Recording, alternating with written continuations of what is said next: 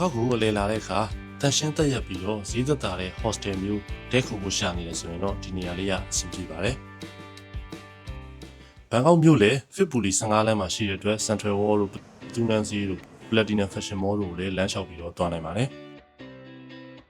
ဒီ hostel မှာတော့ကျွန်တော်တို့ဒီလို common space area wish shop coffee free ဒီလိုနေရာတွေရှိပါတယ်ပတ်400နေစပြီးတော့တဲခုနိုင်ပါတယ်1ယောက်ခန်း2ယောက်ခန်း6ယောက်ခန်းဒီလိုမျိုးအခန်းတွေအများကြီးရှိပါတယ်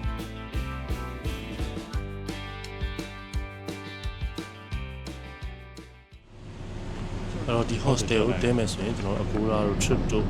booking လုပ်လို့ရတယ်လို့သူရဲ့ Facebook page မှာလည်းတွားရောက်ပြီးတော့စုံစမ်းမေးမြန်းလို့ရပါတယ်ရှင်မြန်မာတွေအတွက်လည်းစိတ်ပူကြမလို့ပဲနဲ့မြန်မာဘာသာနဲ့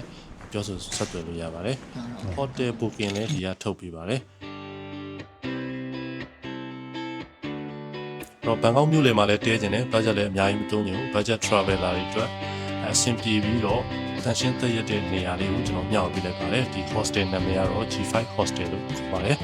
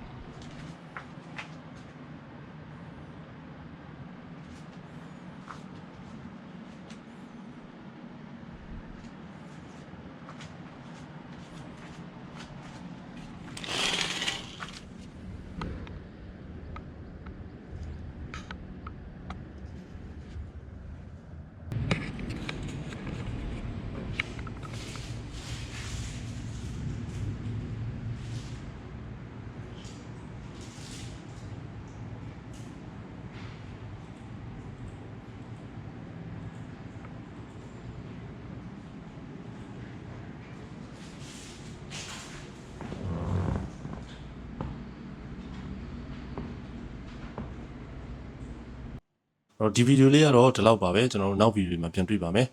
အဆုံးထိကြည့်ပေးအတွက်လည်းအားလုံးကျေးဇူးတင်ပါတယ်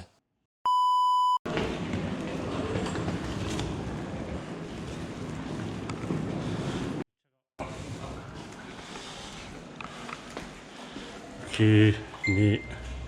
9မြောက်ပေါ့နော်အဲ့တော့ကျွန်တော်တခြားနေရာကိုပြောင်းမှာဆိုတော့